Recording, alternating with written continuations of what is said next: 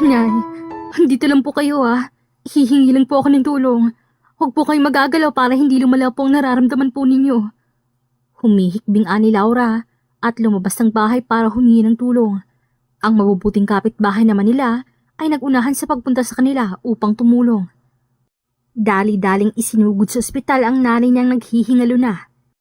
Iniinda nito ang mataas na lagnat at impeksyon sa baga. Pagdating sa ospital ay hindi mahulugang karayom ang mga taong naghihintay sa waiting area. Kasama pang mga pasyente na halos bawian na ng buhay. Hindi namin magagamot kaagad ang mga pasyente kung wala kang ibabayad. Kahit po anong bahid lamang, basta may maiabot lang kayo. Rinig niyang anang isang nurse sa mga tao roon. Buhat doon ay mas lalang bumuhos ang luha ni Laura. Wala silang pera. Nilibre nga lang sila ng pamasahe ng kapitbahay na tumulong sa kanila. Paano niya may papagamot ang ina? Anak, iuwi mo na lang ako. Doon ko gustong mawala sa bahay. Halos bulong na lamang na anang nanay niya. Nay, huwag po kayong magsalita ng ganyan. Hindi pa po kayo mawawala. Ipapagamot ko po kayo. Aniya na pinipigilan ng sariling humagulgol. Matamlay ng ngumiti ang nanay niya. Wala tayong pera, anak. Ayokong mahirapan ka pa dahil sa akin. Ayos na sa akin na buhay ko sa mundong to sa loob ng 40 taon. Nay, hindi po. Magkakasama po tayo. Hintayin niyo ako dito, Nay. Pagbalik ko, gagamutin ka na. Aniya at nagbiling sa katabi nila na pakitignan ng nanay niya. Tumango naman ito. Tulirong naglalakad sa pasilyo ng ospital si Laura. Hindi niya alam ang gagawin. Wala na siyang maisip na paraan. Diyos ko po, sana mapatawad niyo po ako. Anang isip niya dahil sa kanyang naiisip. Ipagkakaloob niyang sarili sa isang doktor, yun ay kung merong pumayag. Dahil sa naisip ay mas lalong napahikbi ang dalaga. Mababaliw siya kung hindi niya maipapagamot ang ina. Miss, ayos ka lang ba? Ano nangyari? Isang baritonong boses ang nagpalingon kay Laura. Isang gwapong lalaki ang tumambad sa kanya. Isang doktor. Anang isip niya dahil sa nakakitang kasuotan nito. Tila ba'y kakapasok lamang nito sa ospital dahil fresh na fresh pa ito. Walang bahid ng dugo mula sa pasyente. Tulungan niyo po ako. Nasa critical na kalagayan po ang nanay ko. Maawa po kayo. Halos lumuhod na siya sa pagmamakaawa. Hindi mo kailangang magmakaawa sa akin, miss. Pumunta ka sa nurse station para ma-assist ang nanay mo at makakuha ng doktor na gagamot. Malumanay na anang doktor. Umiling-iling siya. Hindi nila ipapagamot si nanay kung walang pambayad. Isa yan sa patakaran ng ospital, miss. Nagulat na lamang ang doktor nang lumuhod siya sa harap nito. Parang awa niyo na po. Hindi ko kayang mawala ang nanay ko sa akin. Tulungan niyo po kami. Parang awa niyo na. Dahil sa pagkakaluhod niya, ay bahagyang nakita ang dibdib niya dahil sa lumaylay na damit. Napalunok ang doktor at nanuyo ang lalamunan. Ngayon niya napansin na maganda at sexy ang dalaga. Ano namang makukuha ko kapag tumulong ako? Wala sa sariling aniya. Bahagyang natigilan ng dalaga at dahan-dahang nag-angat ng tingin. Nakita niya ang konting alinlangan sa mata nito. Ipagkakaloob ko po ang katawan ko sa iyo. Nauutal na anito at yumuko. Nais ko to sa ng doktor ang sarili dahil imbis na maawa sa dalaga ay natuwa lamang siya. Siguro, dala ito ng kapsulang nainom niya kanina. Kung ganon, puntahan na natin ang nanay mo at nang mapabilis ang trabaho. Aniya at hinila patay ang dalaga. Pumaskil ang ngiti sa labi nito, ngunit hindi na walang pag-aalinlangan sa mga mata. Nang iutos niyang kunin ng nanay ng dalaga, ay umalmang isang nurse. Dok, hindi pa po No worries. Kilala kong pasyente. Ako nang magbabayad. Aniya at tumuloy na para magamot ang ginang. Ilang oras lamang ang lumipas at lumabas na ng kwarto ang doktor. Madali nitong natapos ang paggamot sa ginang. Kumusta si nanay? Nasa maayos na kondisyon na siya. Maya-maya ililipat na siya sa isang kwarto. Sumunod ka sa nurse. Ituturo niya kung saan. Iyong... Magpahinga ka muna. Ayokong pumagod yung babaeng pagod na. Ipapatawag na lang kita mamaya kapag maniningil ako. Anito at walang sabing iniwan siya. Parang may kamay na humplos sa puso ni Laura dahil doon. Nababaliw na siguro siya Dahil imbis na matakot, ay kinilig pa siya sa doktor na kalaunan ay pagbibigyan niya ng sarili. Pero mamaya niya na yun isipin. Ang importante ay maayos na ang nanay niya. Ilang oras ding nakatulog si Laura dahil sa pagod, mentally at physically. Nang magising siya, ay tulog pa rin ang nanay niya. Nakita niyang isang nurse na nagpapalit ng dextrose ng nanay niya. Nurse, bakit hindi pa po siya nagigising? Nag-aalalang aniya. Huwag ka mag-alala, miss.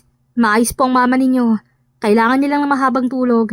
Hindi rin birong paggamot na dinaanan niya, at pambawi na rin silang araw na nabali ng sakit ng katawan niya. Pag-a-assure ng nurse sa kanya. Ganun po ba? Salamat po. Sige, mauna na ako. Anito at lumabas ng kwarto. Nagulat siya nang may makitang prutas at pagkain sa lamesa. Napakarami niyon. Nagtaka siya kung bakit may ganon sa kwarto, wala naman silang dala. Wala rin silang pera para makabili ng ganon. Hindi kaya'y libre ito ng ospital? Dahil sa pagtataka, ay nilapitan niya iyon at binasa ang note na nakapaskil. Ubusin mong lahat to. Para to sa'yo. Ilang oras pa bago magigising ang nanay mo. Isusunod ko na lang para sa kanya. Inuulit ko. Ubusin mong lahat ng to para may lakas ka sa paniningil ko. Basa niya sa note. Walang nakalagay na pangalan pero alam niya kung kanino galing yon. Bagamat kinakabahan, ay may sumibol na pananabik sa dibdib ni Laura. Hindi kaila sa kanya ang kagapuhan at kamatsyohan ng doktor. Para itong Hollywood actor na niligaw lamang sa ospital. Marahil ay inosente siya pagdating sa sexual na bagay, pero 25 anyos na siya at marahil eto na ang oras para maranasan niya ang bagay na yun. Kinagabihan ay naisipang maligo ni Laura. Buti na lamang at may dala siyang gamit kahit iyak lamang siya ng iyak kanina. Di kalaunan ay may kumatok sa pinto. Good evening po. Bati niya sa isang nurse. Ipinapatawag ka ni Doc Valdez. Malamig na anito at tumuloy sa loob. Hindi ko po alam kung saan po siya matatagpuan. May naghihintay na nurse sa labas. Siyang sasama sa'yo dahil ako mag-iwan sa nanay mo. Anito at inayos-ayos ang pagkakahiga ng nanay niya. Bago umalis, ay humalik muna siya sa noo ng ina. Mahal na mahal kita, Nay. Gagawin ko pong lahat para sa'yo. Bulong niya. Palabas na siya ng kwarto nang magsalita ang nurse. Hanga ako sa kaya mong isakripisyo para sa nanay mo. Naiintindihan kita. Sana lang ay hindi ka masira para lang magamot ang isang tao. Makahulog ang anito. Payapa siyang umiti sa nurse at lumabas na. At meron ngang naghihintay sa kanya.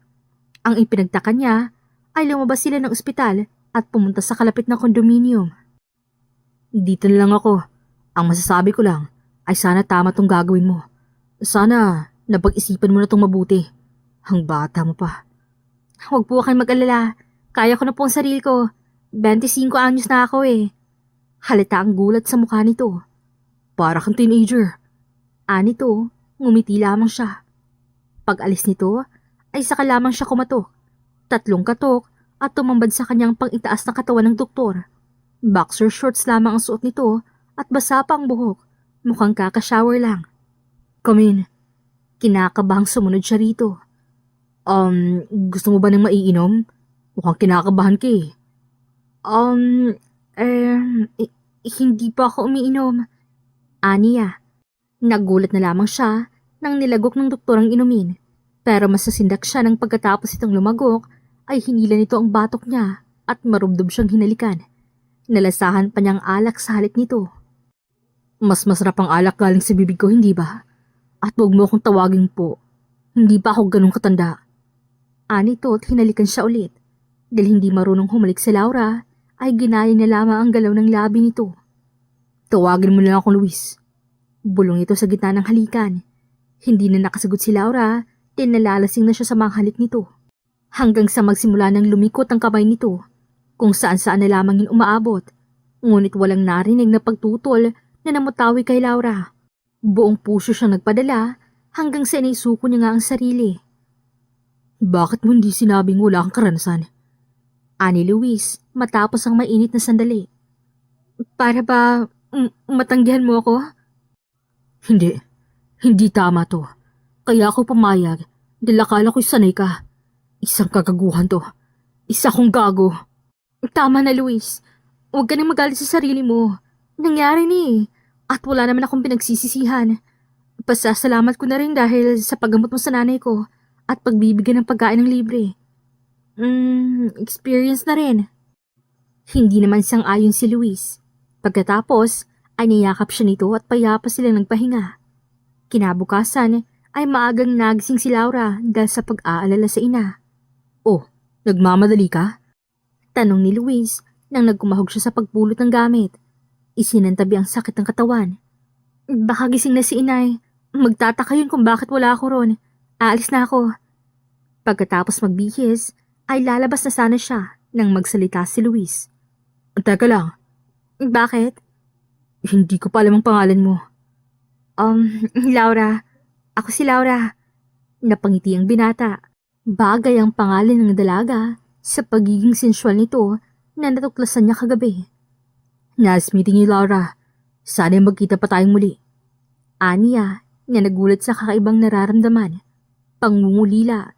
Iyon ang naramdaman niya sa dalaga. Sana nga, pero sana'y hindi na sa ganitong sitwasyon. Ani Laura at lumabas ng kondo nito. Pagdating sa ospital, ay laking ginhawa ni Laura nang makitang tulog pa ang nanay niya. Hindi naman siya tinanong ng nurse at umalis na pagdating niya. Ma, patawarin mo po ako, pero wala po akong pinagsisisihan. Nakangiting Aniya at sinamyo ang sarili. Nasa kanya pang amoy ni Luis. Nasa isip niya pa rin ang sinabi nito na sana'y magkita silang muli. Gusto niya rin yun, pero natatakot siya dahil sa damdaming unti-unting namumuo sa puso niya sa isang maikling panahon. Lumipas ang 1 linggo at hindi niya na ulit nakita si Luis. Lalabas ang nanay niya sa araw na yon at laking gulat niya nang wala na silang babayaran dahil bayad na daw. Ang akala niya ay panggagamot lamang ang libre ni Luis at ito rin palang nagbayad. Oh, bakit parang pusang di maihika dyan, Laura? Kanina ka pa palinga-linga. Sino bang hinahanap mo? Tanong ng nanay niya. Wala naman po. Nananakit kasi ang leeg ko kaya iniikot ko lang. Palusot niya kahit kanina pa niya hinahanap si Luis. Aware naman siguro ito na ngayon sila aalis Bakit hindi man lang nagpakita? Halika na, umalis na tayo. Paniguradong tambak ng labahin sa bahay. Talak ng nanay niya. Nagbilang muna siya ng 10 bago umalis. Ngunit sa loob ng 10 segundo ay wala talagang Luis na nagpakita. Mabigat ang loob na umalis ng ospital si Laura. Ang tadhana ng bahala. Kung magkikita ba tayo o magiging memorya na lang. Anang isip niya. Lumipas ang ilang linggo at may kakaibang nangyayari kay Laura. Hindi naman siya tanga para hindi malaman ang dahilan ng pagsusuka at biglang pagsama ng pakiramdam niya. Buntis siya. Nakumpirma niya yon nang magpiti siya. Diyos ko po, paano nangyari to, anak? Paano? Hindi ba't wala ka namang nobyo? Hindi rin ako nakakarinig ng chismis tungkol sa iyo. Kaya bakit? Paano? Saan? At kailan, anak? Naghihisterya ang anang nanay niya nang magtapat siya. Pasensya na po, Nay. Pero ayos na rin naman po, di ba? At least, magiging 3 na po tayo. Pero walang ama? Sino bang tatay niyan, Laura? At nasan siya ngayon? Nay, hindi ko na po alam. Napahilamos sa mukha ang nanay niya. Oh, Diyos ko, mahabagin. Hindi kita tinuruan na maging kalad ka rin, Laura. Oo't nasa tamang edad ka na. Pero hindi rason yun para mag-anak ka nang hindi mo alam kung sino ang ama. Relax lang, Nay. Mas stress ka na naman yan Hayaan niyo na po. Blessing na to hindi ba? Ewan ko sa'yo, Laura. Sa loob ng ilang buwang paglaang pagbubuntis ni Laura, ay naging paksa siya ng mga chismis sa barangay nila. Kesyo, nagpabuntis sa hindi kilalang lalaki. Kalad ka rin at immoral daw siya. Makinig ka, Laura. Kaya kitang alisin sa kahihiyan. Handa akong akuin ng batang yan. Pakasal ka lang sa akin. Ani Martin. Ang matagal niya ng maniligaw na hanggang ngayon na malaki ng tiyan niya ay ginagambala pa rin siya. Pasensya na, Martin, pero hindi ko kayang simantalahin ang kabaitan mo. Hindi ko kailangan na mag-aalis sa akin sa kahihiyan dahil hindi naman ako nahihiya May tatay ang anak ko. Matino. LDR nga lang kami kaya hindi niyo siya nakilala. Laura, hindi na yun babalik. Nakuha na niyang gusto niya eh. Nag-iwan pa nga ng resibo na humihinga. Laura, hindi mo ba nakikita? Akong nandito para sa'yo oh. Simula pa lang, hindi na kita iniwan. Martin, itigil mo ng kahibangan mo sa akin. Hindi mo rin ba nakikita? Hindi ako karapat-dapat sa'yo. O kahit kanino. Wala na. Magkakaanak na ako. Walang kaso yun sa akin, Laura. I can be the father of your child. Mamahalin ko siya na parang totoo kong anak. Mamumuhay tayo ng masaya kasama ng magiging mga anak natin. Hindi ganyan kadali ang lahat, Martin. Nasasabi mo lang yan ngayon dahil hindi ka pa kasali sa hinusgahan ng mga tao. Pero sa oras na husgahan ka nila, magsisisi ka. Hindi, Laura. Hindi mangyayari yun. Itigil mo na to, Martin. Makakahanap ka rin ng taong nababagay sa'yo. Sa susunod, ay pasasalamatan mo ako sa hindi pagtanggap sa'yo kapag nakita mo na siya. Hindi, Laura. Wala nang ibang nababagay sa akin. Ikaw lang. Ang kagandahan mo lang nababagay sa kagwapuhan ko. Diyos ko, ang hangin. Anang isip ni Laura. Pasensya na talaga, Martin. Pero hindi ko matatanggap ang alok mo. Hindi ako nararapat. Makakahanap ka rin ng iba at makakalimutan mo rin ako. Aniya at tinalikuran nito. Di wag. Akala mo naman kung sino ka. Hindi ka naman ganun kaganda. Nakuha ka na ng iba. Pasalamat ka nga at sinusubukan pa kitang pulutin. Akala mo naman kung sino ka maganda para tanggihan ako. Sigaw nito sa kanya. Nagpantig ang tenga ni Laura at ubod lakas na pinadapo ang kamay sa mukha nito. Ikaw ang unggoy ka. Nagiging mabait na nga ako sa pagtanggi sa'yo eh. Tapos ikaw pang galit? Ano ngayon kung nakuha na ako ng iba? Galit ka ba dahil hindi ikaw yon? Kahit kailan ay hindi kita papatulan. Kung ako sa'yo, babalik na ako sa gubat. Dahil kahit kailan ay walang papatol sa'yo. Tingnan natin kung balikan ka pa niyang ka-LDR mo. Tandaan mo to, Laura. Gagapang at magmamakaawa ka rin sa akin para tanggapin ka. Tandaan mo yan. Ulol, mamamatay na lang ako. Sigaw niya. Inilibot lang tingin sa mga osiserong nakamasid sa kanya. Oh, kayo, inggit rin ba kayo dahil hindi kayo nakauna? Kahit kailan ay walang papatol sa inyo dahil kalalakan yung tao, mga ososero. Aniya, nagsitago naman ng mga ito. Oh, napaaway ka daw doon sa kanto? Anang narin niya pagka-uwi. Yung unggoy na Martin na yun ay eh. Ang kapal ang mukhang insultuhin ako, samantalang nagpapakabait na nga ako para sa pagtanggi sa kanya. Aniya at uminom ng tubig. Hindi na siya magtataka kung paglabas ng anak niya ay angry bird ito. Paano ba naman, mula nang magbuntis, ay wala na siyang ginawa kundi magalit sa mga mosang at moso sa lugar nila. Bakit? Ano bang sinabi niya? Kesyo, may nakauna na raw po sa akin. Wala na raw po papatol sa akin dahil magkakanak na ako. Mga ganun. Abay, tarantadong Martin yun ah. Lika, bugbugin natin. Awat nanay. Tapos na, kanina pa. Ay, butin lang talaga't wala ako doon. Kung nagkataon, ingungudgud ko talaga sa putikan ng mukha niya at nang mas pumangit.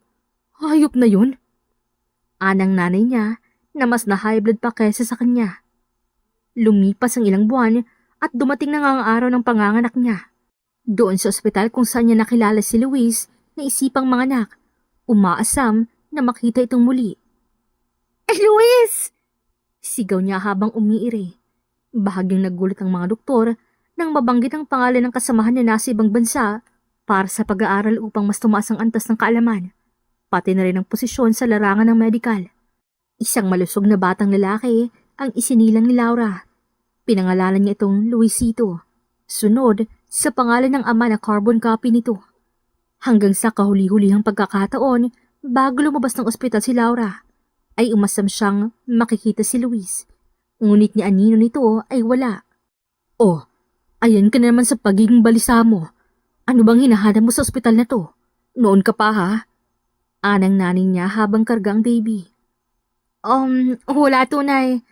Inililibot ko lang tingin ko. Ang daming tao talaga rito, no? Aba, syempre. Araw-araw may nagkakasakit. Ano ba yung iniisip mo? Halika na, umalis na tayo. Huli na natin sa ospital na to ha. Hindi na kita ibabalik rito. At para kang sinasaniban ng masamang espiritu. Ay, grabe siya oh. Doon ay nawala na siya ng pag-asang makita pa ulit si Luis. Hindi na siya aasa. Ang importante ay dala niya ang carbon copy nito. Hindi na siya malulumbay. Ilang taon nang lumipas at nagkapagtapos rin sa pag-aaral si Laura. Matapos kasi siyang manganak ay bumalik siya sa pag-aaral sa kursong Business Administration. Sakto rin at may kakilala siyang may-ari ng kumpanya kaya nakapagtrabaho siya kagad. Mama, palagi ko nalang naririnig ang mga kapitbahay na hinahanap po ang popa ko. Where is he ba, Mama? Si Luisito na nakabusangot. 5 taon na ito. Nagtatrabaho siya sa abroad. Huwag ka mag-alala. Pagkatapos ng kontrata niya doon, ay uuwi na siya sa atin. Mas importante ba ang contract na yun sa kaysa sa 1st to 5th birthday ko? Hindi ko matandaan ng mushi. Not even once on my birthday. Hindi niya ba ako mahal? Parang may kumurot sa puso niya dahil sa sinabi ng anak. No, baby. Papa loves you so much. Kaya nga nagtatrabaho siya hindi ba? Ginagawa niya lahat para maibigay ang mga bagay na gusto mo. Nagbabara ang lalamunan niya dahil sa mga kasinungalingan sa anak. Papa loves you, Kay. Love ka naming lahat. Tandaan mo yan. Pagkatapos ng masinsinang usapan nila ng anak, ay iniwan niya na ito sa nanay niya dahil papasok siya sa trabaho. Oh, bakit ganyan mukha mo? Para ka naman pinagsakluban ng langit at lupa. Usisa ng kaibigan si Jude na boss niya rin. Kasi ang anak ko, nagtatanong na naman tungkol sa ama niya.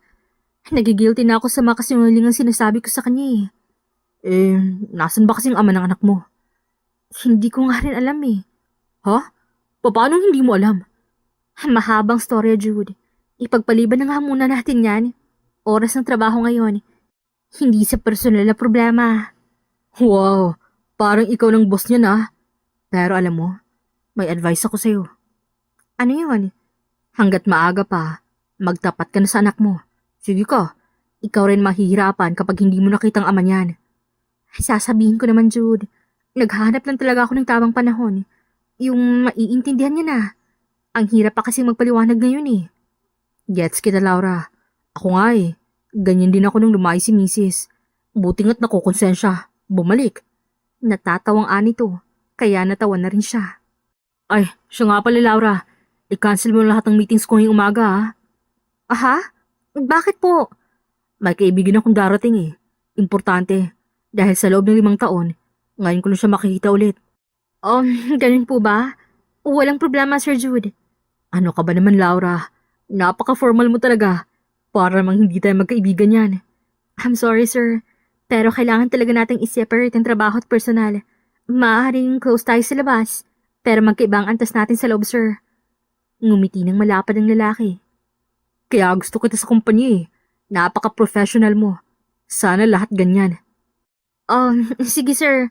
Balik lang po ako sa office ko. Aniya, magkahiwalay yung office nila ni Jude. Pinasadya niya yon dahil hindi siya makapag-focus kapag may kasama siya sa opisina. Tanghali nang mag-aalok sana siya ng tanghalian sa amo, ngunit ganun lang ang gulat niya nang makita si Luis sa opisina nito. Walang pinagbago. Mas gumwapo nga lang ngayon. Mas tumindi pa ang aura nito ngayon na para bang hirap abutin. Oh, andyan ka pala, Laura. Ani Jude nang mapansin siya. Nais niya na lamang magpalamon sa lupa nang tumingin sa gawin niya si Luis at nalaglagang panga. Laura? Bulong nito na hindi makapaniwala. Oh, kilala mo palang sekretarya ko, Lu? Oo. Oo. Nagkakilala kami, Jude.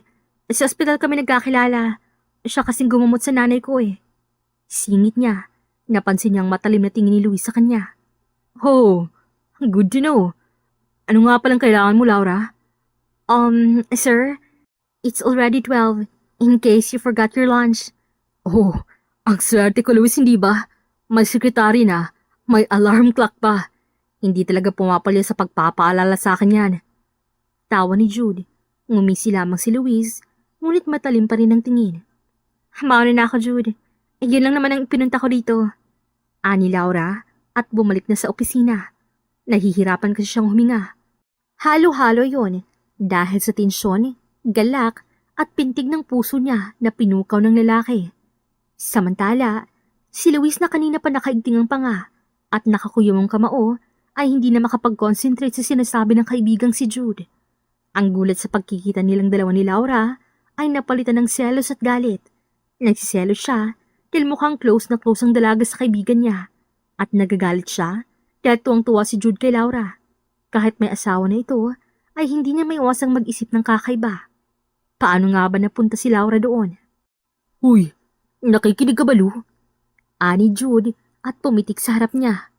Ano ulit yun? Sabi na nga ba ubos ng laway ko kakasalita rito, tapos hindi ka pala nakikinig? Ay, ano ba naman yan? Masyado kaya atang nabighani sa sekretary ko Sige na, sundan mo muna. Mamaya na to. Ani to na ikinatuwa niya. Yun ang kanina niya pa gustong gawin. Buti naman sinabi mo. Nakaligtas ka sa suntok ko ngayon. Anong suntok ko sinasabi mo? Wala. Magtrabaho ka na lang dyan. Aniya at lumabas sa opisina ng kaibigan. Nagpalinga-linga siya at nakitang opisinang kalapit. Hindi na siya nagdalawang isip at binuksan kagad yun. Hindi nga siya nabigo dahil bumungad sa kanyang gulat na mukha ni Laura. Luis? Ani to na napatayo pa sa pagkakaupo. Ako nga, Laura. Ilang taon din tayo hindi nagkita. At gaya nga ng sinabi mo, hindi na sa ganong sitwasyon.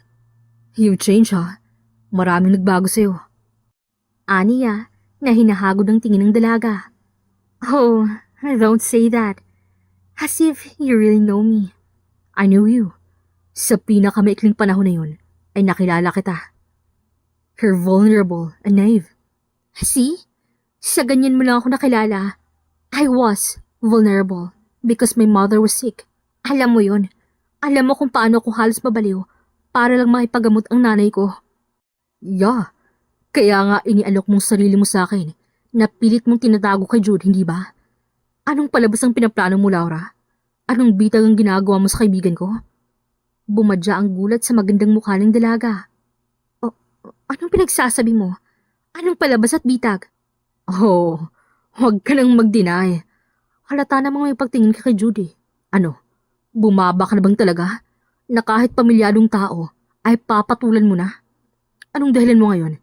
Sigurado akong nagamot ko ng nanay mo noon. Gusto mo bang mas umangat? Hindi niya napaghandaan ng ubod lakas sa dumapo ang palad ng dalaga sa kanya. How dare you? Sino ka para pagsalitan ako ng ganyan?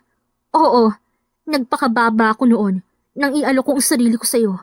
Sobrang baba dahil ibinigay ko ang sarili ko sa isang ipokrito at mapanghusgang tao. Pero huwag kang mag-alala, hindi na ako magpapakababa ulit. Nagsisi at nagtanda na ako. Tiimbagang naa ni Laura. Doon lamang natauhan si Luis. Laura. Aniya na nagsisising nagpadala sa kanyang emosyon. Kung wala ka namang kailangan, pwede ka nang umalis. Iniistorbo mo ang pagtatrabaho ko, Doc. Ani to at tinalikuran siya para pumasok sa isang kwarto. Frustrated na Aniya. Ang pinakahihintay niyang pagkakataon ay nasira na dahil sa kagaguhan niya. Bakit nga ba niya nasabi yun? Masyado ba siyang nagpadala sa kanyang selos? Sino ba naman kasing hindi magagalit na magsiselos? Isa pagtatagpo nilang ulit ay gano'n na lang ang umasa sa kaibigan ng babae. Kastigo ng utak niya. Ano bang nakita mo? Di ba narinig mo lang naman ang sensual na pagbanggit na kay Jude? At alam mo na may bahid ng sensualidad talagang boses niya. Apila ng isang bahagi ng utak niya. Ipinilit niya ang ulo dahil parang mababaliw na siya. Doon na niya napagpasyang umalis. Pero sinisigurado niyang magkikita pa silang ulit ni Laura. Bakit namamagay ang mata mo, Laura? Ani Jude nang pinatawag siya nito. Resulta lang to ng pagbababad ko sa computer. Pagdadahilan niya dahil hindi niya masabi ng kaibigan nito ang dahilan niyon. Di ako naniniwala. Pero sige, kung yan ang dahilan mo ay hindi na ako makikialam. Hihintayin ko na lang panahon na kusa ka magbukas sa akin. Ani to na para bang may nalalaman tungkol sa kanya. Huwag ka namang magsalita na parang may malalim na tinatago ako sa'yo. Kung anong nasabit na nakikita mo sa akin, ayun ako. Hindi ang mga nakaraan ng sikreto. Noong araw na yon ay ginabi siya sa pag-uwi dahil may tinapos siyang report. 7:00 ng gabi at nangangawit ng paa niya kakatayo dahil walang nadaan na taxi. Ay, ano ba yan? Saan na bang mga taxi rito? Bulong niya. Nagliwanag ang mukha niya ng may matanaw na ilaw sa kotse di kalayuan. Nang makalapit ito, ay naihiling niya na sana hindi na lamang ito dumating. Si Luis ang may-ari niyon. Sakay na Laura, gabi na, at mahihirapan ka nang makahanap ng taxi. Hindi na, mas gugustuhin ko pang tumayo rito kaysa sumakay sa kotse ng lalaking uminsulto sa akin. Malamig na aniya. Bumuntong hininga ang lalaki. Look, I'm sorry Laura. Hindi ko alam kung bakit ko nasabing mga yun kanina. Marahil ay dala lang ng pagod sa biyahe. At akong nakita mong pwedeng pagbuntungan ng galit? At ako sana malandi? At kung ano pa? Natahimik ang lalaki. Alam kong galit na galit ka pa sa akin. At hindi ko alam kung paano mapapawi yun. Pero, pwede ba munang isang tabi mo yun? Saka ka na magalit ulit kapag nakauwi ka na. Kahit hindi mo ako kibuin, ayos lang. Ang akin lang ay makauwi ka ng ligtas. Yun lang. Sige, madali naman akong kausap eh. Ani Laura at sumakay sa kotse. Hindi nga sila naghibuan sa loob ng kalahating oras sa biyahe. At dahil hindi siya pwedeng sa bahay niya magbababa, dahil makikita ng lalaking anak nila, ay sa ikatlong bahay bago ang kanila, siya doon nagpababa. Dito na ako. Hindi na ako magpapasalamat dahil may kasalanan ka pa sa akin. At ikaw naman din ang namilit na ihatid ako eh. Aniya at walang sabing lumabas ng kotse nito. Halata ang gulat sa mukha ng kapitbahay nila nang pumasok siya doon. Pero nang makitang umalis na si Luis, ay humingi agad siya ng dispensa. Pasensya na po sa biglaan kong pagpasok. May lalaki ho kasing sumusunod sa akin eh. Nais ko lamang magtago. Aniya, tumango naman ang mga tao doon. Oh, saan ka pupunta? Mapapahama ka dyan sa labas.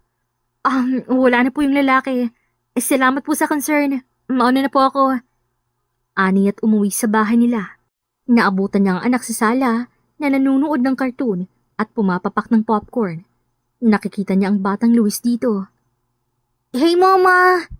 Ani to at sinalubong siya. Where's Lala? Nasa kusina po. Nagluluto ng dinner mo. Ha? Ang dinner ko? Tapos na ba kayo? Yes mama. Kaya nga nagluluto si Lala dahil naubos ko pati ng food mo eh. Wala nang pong natira. Wow! Ang very good naman ng baby ko. Nagiging matakaw ka na ah. At pumapapa ka pa ng popcorn kahit kakatapos mo lang ubusin ng dinner. Eh mama, I think may nabubuhay na dinosaur hair po si Tommy ko. How to remove this ba? Hindi na mawawala. Diyan na talaga yan. Hala! Pananakot niya sa anak, ngunit bumusangot lamang ito. It's fine po, mama. Okay na rin pala lagi akong busog. Tawa nito. Ginulo niya ang buhok ng anak at pumunta sa nanay niya. Oh, andyan ka na pala. Niluluto ko pang hapunan mo. Paano ba naman? Inubos ng anak mo lahat. Sinabi nga niya sa akin ay, pero mabuti na rin po yun at gumagana na po siya sa pagkain. Siyang tunay. Namayaning katahimikan sa kanila. Oh, bakit ganyan ang mukha mo? Anang ina nang mapansin ang busangot ng mukha niya. Aha? Ganda lang naman ang nariyan ah. Hindi. Mas stress ang mukha mo ngayon ah. Para kang pinagsakluban ng langit at lupa. May problema ba sa opisina? Wala naman po. Masyado lang po marami akong tinrabaho ngayon. Napagod lang po talaga ako. Kung ganon, bibilisan ko na itong pagluto at makakain ka na at makapagpahinga. Buti nga, tutuloy muna ako sa kwarto, Nay ha, para magbihis. Sige, bumalik ka kaagad at tiyak maluluto na to. Kinabukasan ay maagang pumasok sa opisina si Laura. Nakasanayan niya nang hindi kumain ng almusal bago pumasok, kaya nagulat siya nang may makitang pagkain at bulaklak sa table niya. May nakita siyang note at binasa niya yon. Ang sabi ni Jude ay hindi ka nag-aalmusal bago pumasok. Masama yun. Pinaka-importanteng almusal, kaya huwag mong kakalimutan. Bulaklak na rin, para mas gumandang umaga. Basa niya. Walang pangalan, pero may nakamarkang L sa hulihan ng note, kaya alam niya na kung kanino galing yon. Paano gagandang araw ko kung galing sa antipatikong yun ng mga to? Pero in fairness, mabango ang pagkain na at maganda ang sulat kamay niya. First time ko makita ng doktor na magandang sulat kamay. Pagkausap niya sa kanyang sarili bago kumain. Sayang naman kasi ang grasya. Naagaw ang atensyon niya mula sa pagtatrabaho nang may tumikhim. Sir Jude, may kailangan po kayo? Ako na bang magpapaalala sa iyo na tanghalian niya? Tanghali na pala. Hindi ko malang namalayan. Masyado ka kasing abala sa pagtatrabaho. Baka sa susunod, mapalitan mo na ako sa posisyon ko, ah. Kayo po talaga, sir. May iba ka po bang kailangan, sir? Munti ko na palang makalimutan. May naghihintay sa'yo sa labas. Bilisan mo at maikli lang ang lunch break. Ani to at kumindat bago lumabas. Sino namang naghanap sa akin? Pagkausap niya sa kanyang sarili. Pagdating sa labas, ay nagulat siya nang makita si Luis na may dalang bulaklak at tsokolate. Anong ginagawa mo rito? Nandito ako para sa aking peace offering. Ito, bulaklak at tsokolate. Ani to at iniabot ang mga yun sa kanya. Hindi mo naman kailangan gawin to. Sino ba naman ako para pagtsagaan mong suyuin, hindi ba? Alam kong malaki naging kasalanan ko sa iyo kahapon, Laura. Hayaan mo akong gawin to bilang pambawi. Hanggang kailan mo gagawin to? Hanggang sa mapatawad mo ako. Sige, pinapatawad na kita. Huwag mo na akong guluhin pa. Bumuntong hininga si Luis. Hindi ganyan ang gusto ko, Laura. Gusto ko yung buong puso mong pinagkakaloobang kapatawaran at maging maayos tayo. Seriously? Okay na. Kalimutan na natin ang nangyari kahapon. Hindi mo na kailangan gawin pa to, Luis. Masyadong abala. May trabaho ka pa.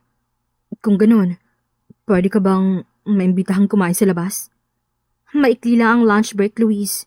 Hindi pa man tayo nakakarating sa kakainan natin. Ay, tapos na. Huwag ka magalala. Akong bahala. Ipagpapaalam kita kay... Professional ako sa trabaho ko, Luis. Ayokong gamitin mong pagkakaibigan nyo para lang yayain ako kumain sa labas. Ayoko na ganyan. Ayaw mo talaga akong makasama, Laura. Nagkita tayo ulit. Pero iniiwasan mo ako. Hindi naman sa ganoon. Pero... Well, kung ayaw mo talaga, naiintindihan ko. Ibibili lang kita ng pagkain at... Sige na nga, sasama na ako sa'yo. Ani Laura, dahil masyadong madramang lalaki. Yes, effective ang acting skills ko, hindi ba? Hindi nakakatuwa, Luis. Tara na nga, tumatakbong oras. Dinala siya ng lalaki sa hindi kalayo ang restaurant. Doon sila kumain at nag-usap tungkol sa ganap ng kani-kanilang buhay.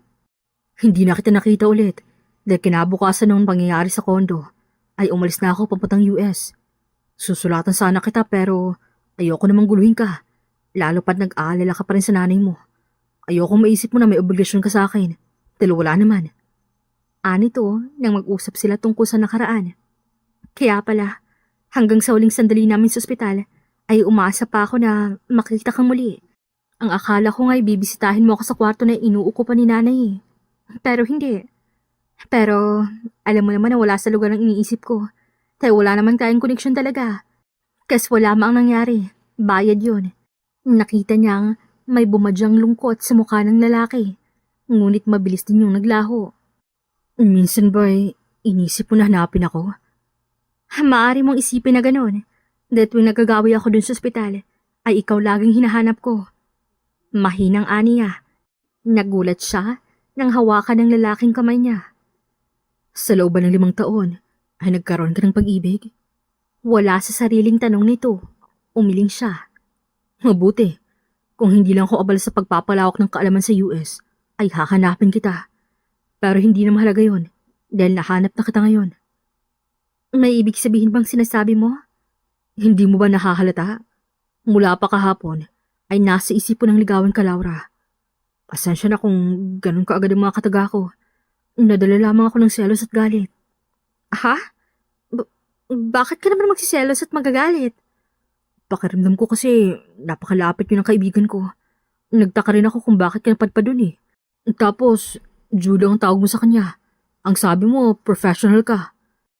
Magkaibigan talaga kami ni Jude. Tungkol naman sa pagkakapasok ko sa kumpanya niya.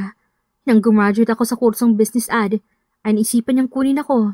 Bilang tulong na rin daw dahil gipit na gipit kami. At professional naman talaga ako ah. Hindi lang maiwasan na matawag ko siya sa kanyang pangalan. Lalo na kapag ganong sitwasyon. Paliwanag niya. Pasensya ka na talaga sa mga sinabi ko kahapon. Alam kong hindi ko na mababawi yun, pero Kalimutan na natin yon. Wala namang kaso sa akin dahil kilala kong sarili ko eh. Hanggat wala akong ginagawang masama, ay hindi ko maniniwala sa sinasabi ng iba. maaari ba tayong magsimula ulit? Kalimutan natin lahat ng nasa nakaraan. Magsimula tayo na parang estranghero sa isa't isa at liligawan kita. Estranghero ka naman talaga sa akin eh. Kahit noon pa man. Ano, payag ka? Siyempre naman, mabilis akong kausap eh. Ilang sandali pa ay inihatid na siya ng lalaki pabalik sa opisina. Matuling dumaan ang mga araw at nagiging maganda naman ang samahan ni Laura at Luis. Tuwing bakante ito, ay binibisita siya nito sa opisina. Wala namang kaso kay Jude kahit na iniestorbo nito ang trabaho niya dahil magkaibigan ng dalawa. Ayan na naman si Loverboy. Bulong ni Jude nang matanawan si Luis na palapit. Sige na, exit na ako dito Basta yung schedule ko ayusin mo Anito at tatawa-tawang bumalik sa opisina nito. Hi! Bati niya kay Luis nang makalapit ito. Humalik ito sa pisngi niya at iniabot ang bulaklak. Hapon na, nanakawin na kita Hoy, hindi pa tapos ang duty ko no? Huwag ka mag-alala, wala namang kaso yung kay Judy. Ikaw ha, mapagsamantala ka talaga. Nawawala ng pagiging professional ko niyan eh. Sige na, halika na. Jude won't mind. Nagpaalam na ako kahapon eh. Anito, kinuha niya lang ang mga gamit niya saka sumama rito. Isin mo ba ako dadalhin? Tanong niya nang piniringan nito ang mga mata niya. Shh, sundan mo lang ako para hindi ka matalisod, okay? Anito at giniya siya palakad kung saan. Tatanggalin ko ng piring, pero huwag ka munang gidilat Hintayin mo ang bilang ko. Anito at dahan-dahang inalis ang piring. Siya na may nakapikit na rin. Okay, open your eyes and 3, 2, 1. Pagkabukas niya ng mata, ay tumambad sa kanya si Luis na may dala na namang bulaklak. Sa likod nito ay umiilaw na letra na nagsasabing, "Will you be my girlfriend?" Hindi maiwasan ni Laura na maging emosyonal. Oo naman, Luis! Aniya at otomatiko ang pagyakap ng lalaki sa kanya. Sabi na nga ba walang makakatanggi sa akin. Kumpiyansang anito. Ang hangin mo? Ani at mahinang hinampas ang balikat nito. Gusto kong pumunta sa inyo. Gusto kong ma-meet ulit ang nanay mo. Doon ay munti ka nang mamutla si Laura. Ha? Hindi pwede ngayon eh. Abala si nanay at baka magulat.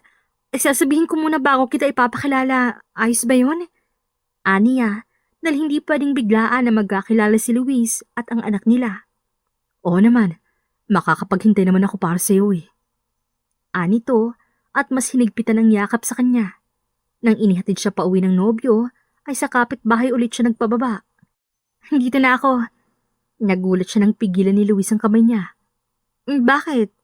Yung halik ko. Ha? Anong halik? Tayo naman na hindi ba?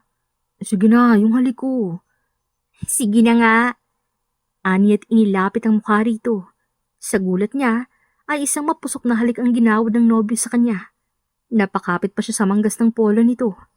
Hinihingal lang humiwala siya rito nang maputol ang halik. Hindi ganun ang usapan natin Pasensya na. Nadala lang ng pananabik. Namiss kita, Laura. At kung pahihintulutan mo, ay hindi lang ganun ang gagawin ko sa'yo. Che, dyan ka na nga. Pero in fairness, nag-improve ng paghalik mo Oh, shut up, Louise. Dyan ka na nga. Aniya na namumulang pisngi. Dali-dali siyang bumaba ng kotse. Kumaway pa siya sa kotse nito bago ito umalis. Akala ko ba sumusunod sa'yo? Yun bang kinakatakutan mo? Inakipaghalikan ka sa loob ng kotse? Ang tibay mo rin Dadagdagan mo na naman ba ang anak mong walang tatay? Anang kapitbahay nila. Mawalang galang na po. Pero labas na po kayo sa mga ginagawa ko. Hindi ko naman po kayo inaabala dahil hindi na po ako pumapasok sa bakuran ninyo, hindi ba? Kahit na, takot ka bang malaman ng nanay mo ang kababalaghang ginagawa mo? Wala pa akong dapat ipaliwanag sa inyo. Hindi ko naman kayo kaano-ano. Ang sabihin mo, malandi kang talaga. Hindi ka na nakontento sa isang anak mong walang tatay at gustong pang dagdagan. Anong klaseng babae ka? Wala po kayong karapatan na pagsabihan ako ng ganyan dahil hindi niyo ako kilala. Kung tatay ng anak kong pinoproblema ninyo, ay makikilala niyo rin po siya sa lalong madaling panahon. Yun bang kahalikan mo sa kotse? Ipapaako mo ba sa kanyang naging anak mo sa iba? Dahil sa kakatihan mo? Ayoko po kayong patulan dahil baka ano pang magawa ko sa inyo. Masama pa naman ang pagpatol sa matanda. Hahayaan ko na lang kayong problemahin ng buhay ko. Basta, ay wala akong ginagawang masama. Ani at naglakad na palayo. Kinabukasan, ay maaga siyang ginising ng nanay niya. Kahit linggo at wala siyang trabaho. Nay, ano ba? Inaantok pa ang tao eh. Hoy, ano yung naririnig kong chismisan sa labas? Totoo bang may kahalikan ka daw sa kotse kagabi? Sino yon? Nay, naniniwala ka naman sa mga chismis dyan sa labas. Mga ilusyonadang mga chismosang yan eh. Gawa-gawa lang ng mga tao yan. Lalo na ni Lolita na walang ginawa kundi pakialaman ng buhay ko. Siguraduhin mo lang sapat na si Luisito lang ang walang middle name. Huwag mo nang dagdagan. Opo. Sa susunod na dadagdagan ko ay kumpleto ng apelido. Jesus, bumangon ka na riyan. Kanina pa nakabihis si Luisito. Ang sabi, lalabas kayo ngayon. Napabalik siya ng bangon dahil doon. Ha? Ang aga naman yatang gumayak ng batang yon. Excited lang. At saka, hindi na maagang 9:00. Tanghali na yan. Wala siyang nagawa kundi bumangon at mag-ayos ng sarili. Sa paglalakad nila ng anak, ay marami siyang naririnig na chismis. Tingnan mo nga kung minamalas hindi nagmana sa kanyang anak. Ang gwapo siguro ng tatay niyan. Hindi nga lang pinanagutan. Buti na lang at hindi nagmanang muka. Sawa na ako kakatitig sa malanding mukha ng babaeng yun eh. At saka, sana rin hindi maging malandi ang anak niya. Kawawang mabibiktima niyan. Bulong-bulungan ng mga ito. Inirapan niya lang ang mga ito at hindi na sumagot. Mahirap na at baka marinig ng anak niya kung gaano siya kabalagbag magsalita. Mama, kailan ko po makikita si Popa? Darating pa ba ang araw na makita ko siya? Biglang tanong ng anak.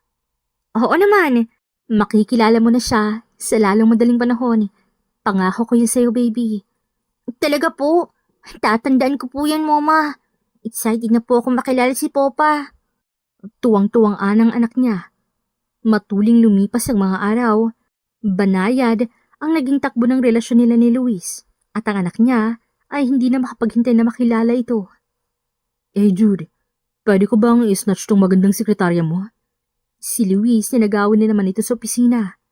Sige, kunin mo. Sa'yo naman yan eh. Saan mo na naman ba ako dadalhin? Sa ospital tayo. Ikaw naman ang bibisita. Palagi na lang ako nagpupunta sa office mo eh. Natawa siya doon. Ako ang bibisita, pero sinundo mo pa? Okay ka lang ba? Natatawang ani niya. Para na rin hindi ka mahirapan sa pag-commute. Malayo-layo pa naman ang ospital dito. Ani to at pinagbuksan siya ng pinto sa kotse. Sa tansya niya ay halos kalahating oras ng biyahe mula sa opisina papunta sa ospital na pinagtatrabahuan nito. Alika, pasok tayo. Saka inalalayan siya. Nagulat na lang siya nang pagpasok sa loob ay may umapo sa lalaki at humalik sa labi nito. Nanlaking mata ni Laura at napako sa kinatatayuan. I missed you so much, babe. Mula nang umuwi ka dito, hindi mo na ako tinatawagan. Ang hirap kayong mamiss ka habang nasa US ako tapos nandito ka. Maating anito at yumakap sa lalaki. Si Laura na nakabawi ay hinawi ang kamay ng babae kay Luis. Excuse me, miss pero trespassing ang ginagawa mo eh. Pag-aari kong lalaking to, boyfriend ko, kaya kung maaari, tanggalin mo ang kamay mo sa kanya.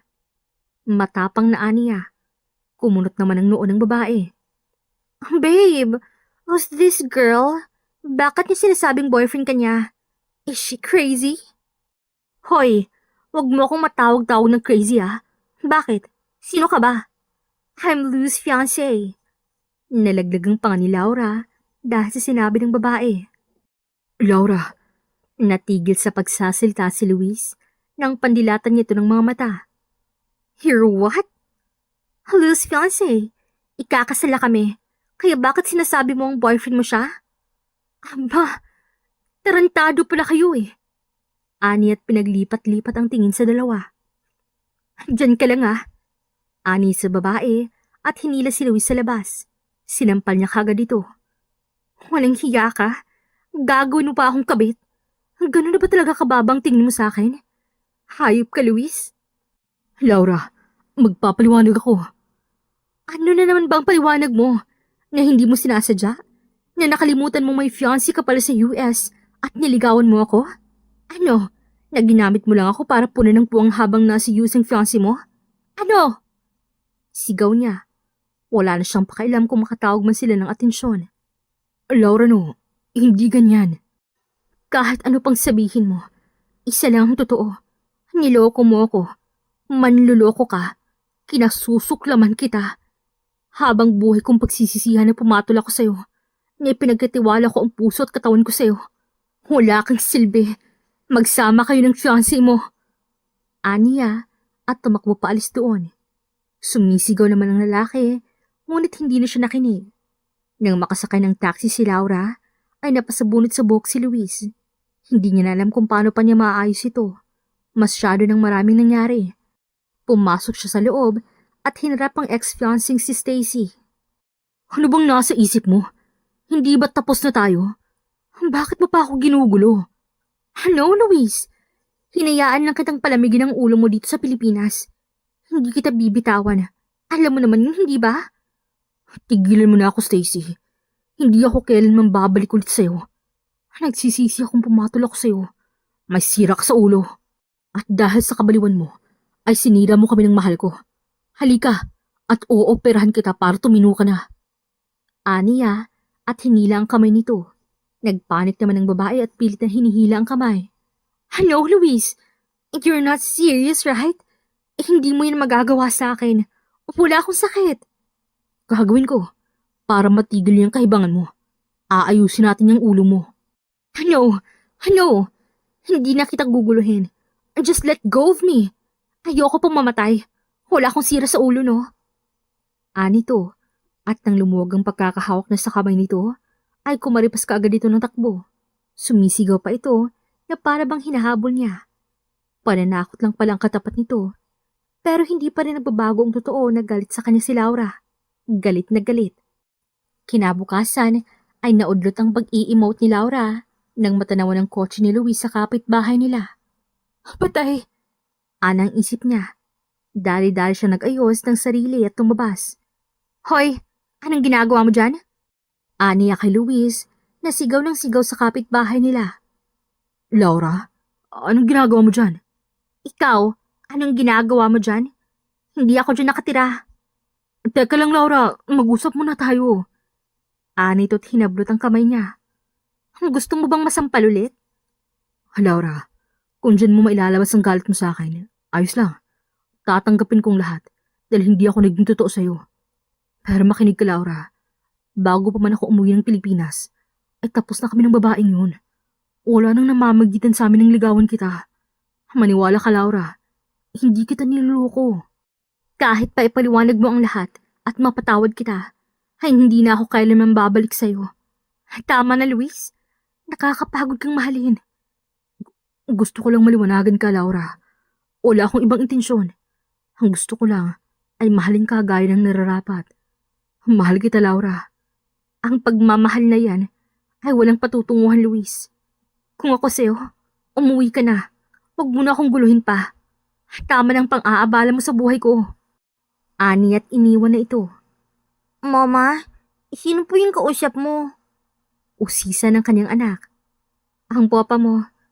Wala sa sariling ani Laura. Doon niya lang napagtanto ang sinabi nang tumakbo palabas ang anak. Pero dahil nakalis ng kotse ni Luis, ay hinabol yun ng bata. Sigaw ito ng sigaw ng popa. Luisito! Sigaw naman niya na hinahabol ang anak. Luisito! Sindak na aniya nang may kotseng papalapit sa direksyon ng anak. Mabilis ang mga pangyayari.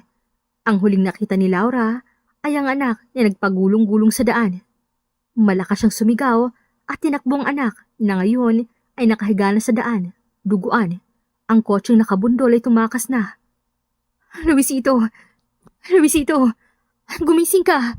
Baby, gumising ka please. Hindi kaya ni Mama. Umiiyak na Aniya at niyakap ang anak. Nay! Nay, tulong po! Sigaw niya't nagkumahog naman sa pagtakbo ang nanay niya. Diyos ko po, anong nangyari? Nay, si Luisito po. Dalhin natin siya sa ospital bago pa pumahuling lahat. Aniya at nagbandali sa paghingi ng tulong ang nanay niya para madala ang bata sa ospital. Hanggang sa makarating sa ospital ay wala sa sarili si Laura. Iyak lang siya ng iyak habang nakahawak sa anak. Hindi pa rin siya makapaniwala na bundol ang anak niya sa harap mismo ng kanyang mga mata. Nurse, please, pakibilisan niyo po. Nag-aagaw buhay ng anak ko. Pasensya na po pero walang available na doktor. Hindi pa po nagre-respond si Dr. Valdez. Nurse, kahit sino na lang dyan, basta kayang gamutin ng anak ko. Handa akong magbayad kahit anong halaga. Pasensya na, misis. Pero wala ngang available. Anang nurse.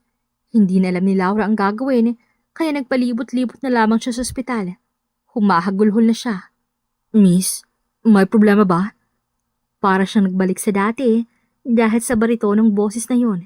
Pagharap niya, ay nakita niya si Luis. Laura? Dok, gamutin niyo po ang... Ano namang kapalit mo ngayon? Walang kapalit, dahil buhay ng anak mong nakasalalay. Kaya kung ayaw mo mag-respond sa mga tawag ay nasa iyo na yun. O ano, gusto mo bang panatilihin ang propesyon mo o mawawalan ka ng anak? Aniya, na hindi na nakontrol ang galit at kaba. Natigalgal naman si Luis sa sinabi niya. Hindi ka ba gagalaw? Wala nang oras.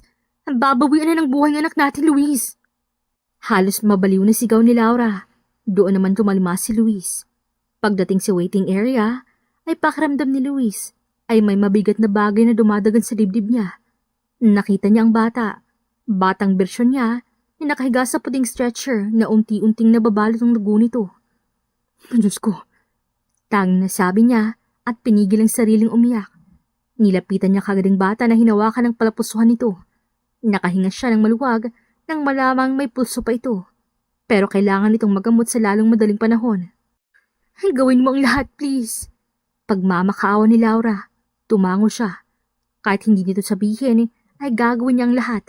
For God's sake, anak niya pa rin yun.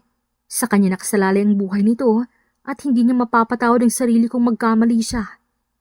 Ilang oras nang palakad-lakad sa labas ng operating room si Laura, habang ang nanay niya ay nahihilo nakakatingin sa kanya. Pwede bang umupo ka muna, Laura? Akong nahihilo sa iyo eh. Ma, anong oras na? Hindi pa rin lumalabas ang doktor. Baka, ano nangyari sa anak ko? Noon naman bumukas ang pinto ng operating room. Lumabas si Luis na balot pa sa medical na kasuotan. Dok, kumusta po ang anak ko? Ligtas na siya. Ligtas ng bata. Maya-maya lang ay ililipat na siya sa kwarto. Excuse me. Anito, bago ito tumalikod, nakita ni Laura ang luha sa mga mata nito. Nay, hintayin niyo pong ilipat si Luisito sa kwarto May asikasuhin lang po ako. Sinundan niya si Luis. Nakita niyang pumasok ito sa pribadong kwarto na para lang sa mga doktor. Hindi na siya nagdalawang isip na pumasok din doon. Pagpasok niya ay walang tao. Inilak niyang pinto nang makita si Luis na wala ng balot sa katawan at nakayuko sa sink. Luis? Tawag niya, ngunit hindi ito nagtaas ng tingin. Nakita niyang nanginginig ang kamay nito. Doon na bumuhos ang luha ni Laura, nararamdaman niya ang tensyon ni Luis. Patawarin mo ako, Luis. Ang totoo ay, sasabihin ko naman talaga sa iyo eh. Naghihintay lang ako ng tamang pagkakataon. Tamang pagkakataon? At ito bang tamang pagkakataon yun? Ito ba, Laura? Kung saan nakasalalay sa akin ang buhay niya? Nabasag ang boses nito sa huli. Napayuko si Laura at tahimik na humagulhol. Hindi mo alam kung gaano kahirap. Nakasalalay ang buhay ng anak ko sa kamay ko. Hindi ko alam kung anong mararamdaman ko. Magiging masaya, kakabahan, maggalit, o ano pa. Nananalig ako sa Diyos at kumakapit sa probisyon ko. Dahil oras na pumalpak ako, ay mawawala ng kahulugan ng lahat, Laura. Alam mo ba yun? Lahat ng dahilan para mabuhay ay nakasalalay sa operasyong yun. Ang tanging nagawa lamang ni Laura ay umiyak ng tahimik dahil hindi niya alam kung paano mapapawi ang sakit na nararamdaman ni Luis. Paano na-aksidente siya, Laura? Gano'ng kabilis ang mapangyayari? At nakita na lang ang umiiyak at tuguan. Sagutin mo ako, Laura. Hindi ba nanggaling ka sa bahay? Nagtanong siya kung sinong kausap ko. Ang sabi ko, ang popa niya. Handa sa pananabik na makilala kay tumakbo siya palabas. Hindi ko napigilan ng batang excited na makilala ang ama niya, Luis. Nangyari na lang yun ang hindi ko namamalayan. Masyadong mabilis. Diyos ko. Mas nahirapang ani Luis at napaluhod na sa sahig. Lalapitan sana niya ito, ngunit sumanis itong wag. Iwan mo muna ako, Laura. Pero Luis, Iwan mo muna ako. napapitlag siya dahil sa pagtaas ng boses nito. Nagdadalawang isip man na nilisan ni Laura ang kwartong yun. Inayos niya muna ang sarili bago bumalik sa kung saan ang anak niya. Nang sumunod na araw ay masigla na ulit si Luisito. Pero mahigpit ni ibinili ng doktor na wag munang maglilikot dahil baka bumuka ang tahi nito sa ulo. Say, Luisito. Ani yan ang sinusubuan nito. I'm full, Mama. Okay. Ani at binaba ang pagkain nito. Payapan niyang tiningnan ng anak na naglalaro ng robot nito. Sa 2 araw nila rito ay hindi man lang bumisita si Luis. Nagpapadala ito ng pagkain at laruan, ngunit hindi dumalaw. Mama, di ba ang sabi mo bago ako maksidente kausap mo si Popa? So, nakauwi na po siya galing abroad? Where is he now? Bakit niya ako hindi dinalaw? Nabalitaan niya bang nangyari sa akin? Wala talaga siyang pakialam. Of course. Nag-aalala ang Popa sa'yo. Nagulat siya nang makita si Luis sa pinto. May dala itong prutas at mga laruan. Nagliwanag kaagad ang mukha ni Luisito. Nakita niyang lumabas ang nanay niya bilang pagbibigay panahon sa kanila. Inamin niya ng lahat dito. Laking tuwa ni Laura nang hindi ito nagalit at inintindi ang sitwasyon niya ng panahon na yun. Popa! Oops. Stay there. Akong lalapit sa'yo. Nang makalapit ito, ay niyapos agad ito ni Luisito. Nag-iwas ng tingin si Laura para pigilin ang luhang nagbabadyang pumatak. Si Luis naman ay pilit nilulunok ang bara sa lalamunan niya. Masakit pala makita ang ganito kasabik ng anak niya. Popa, I've been dying to see you. Ang saya-saya ko po ngayon dahil nakita't niyakap na kita. Ani Luisito na malapad ang ngiti, ngunit namumulang mga mata dahil sa luha. Ilang minutong katahimikan ang namayani sa kwarto bago nagsalita ang anak. You're really my Popa. Look, we look the same. Para nakikita kong older version ko sa'yo. At nakikita ko rin ang younger version ko sa'yo. Kawawa naman si Mama. Wala akong nakuha sa kanya eh. Only. Siyang nagpalaki sa akin. What is your name, Popa? I'm Luis. Luis Valdez. Oh, I even got my name after you. Ngayon alam ko na kung ano na nakuha ko kay Mama. Ano? Ang kanyang apelido. Ah? Yes, dahil ang pangalan ko ay Luisito Torres. My mama is Laura Torres. May pagmamayabang panaan ng anak. May kumurot sa puso ni Luis dahil doon. Nakasunod ang apelido ng anak sa ina at wala itong middle name. Soon, magiging Luisito Torres Valdez ng buong pangalan mo. Do you like it? Yes, gusto ko yun, Popa. Pero nalulungkot po ako para kay Mama. Bakit naman? Dahil matatabunan lang tanging nakuha ko sa kanya. Can we not change my name na lang po? Kawawa kasi si Mama eh. Siya pa naman ang nag-ire at nagtiis sa akin. Natawa si Laura doon. Napakadaldal talaga ng anak niya. No, baby. Kailangan talagang baguhin ang name mo. Huwag kang malungkot para kay Mama. Nakuha mo naman ang ugali ko eh. Really, Mama? Yes, baby. Pagkatapos ng ilang oras ng tsikahan, ay in-advise ni Luis na ipagpahinga muna si Luisito dahil baka mabinat ito. At syempre, hindi na sila umangal dahil doktor ito. Popa, pagising ko ba narito ka pa rin o alis ka naman? No, baby. Hindi na ako alis. Dito lang ako hanggang sa magising ka ulit. Hindi na ulit ako alis. Promise po, Popa? Promise. Dahil doon ay panatag na natulog ang anak. Ay salamat sa pagdalaw, Luis. Hindi mo kailangan magpasalamat, Laura. Obligasyon ko yan bilang ama niya. At kahit na pagbawalan niyo pa ako, ay dadalaw ako. Hindi ka naman namin pagbabawalan eh. Never. Aba dapat lang. Dahil paano na lang kung pagbabawalan niyo ako? Eh di hindi ako makakapasok sa bahay natin sa susunod. May ibig bang sabihin ng kataga mo, Luis? Lumapit ito at ginagap ang kamay niya. Oo, Laura. Ang ibig sabihin nun ay bubuo tayo ng pamilya. Ano? Magpapakasal tayo, Laura. At magiging ganap na pamilya tayo. Dahil ba to kay Luisito? Luis, hindi mo kailangan magpatali sa akin dahil lang sa bata. Uso naman yung co-parenting ngayon, hindi ba? Ano bang pinagsasabi mo? Hindi ako magpapatali sa'yo. Ikaw magpapatali sa akin. At kahit nung hindi ko pa alam ang tungkol sa anak natin, ay nais ko nang matali sa'yo. In short, magpapakasal tayo dahil mahal natin ang isa't isa. Hindi dahil obligado tayo. Kuha mo ba? Sigurado ka ba dyan? Ngayon lang ako naging ganito kasigurado sa buhay ko, Laura. Mahal na mahal ko kayong dalawa ni Lucito. Kaya bubuuin natin ang pamilyang to. At dadagdagan pa yun. Kung gusto mo. Aba, syempre naman. Ayoko yatang malungkot ang anak natin dahil walang kapatid. Kung ganoon, simulan na natin gawin ang magiging kapatid niya ngayon. Huy, nasa ospital tayo. Nakalimutan mo na ba? May kondo ako malapit dito. Pwede tayo doon. Tinampal niya ang braso nito, kaya pilyo itong tumawa. Lumipas ang isang buwan at kinasal kaagad sina Luis at Laura. Maraming dumalo.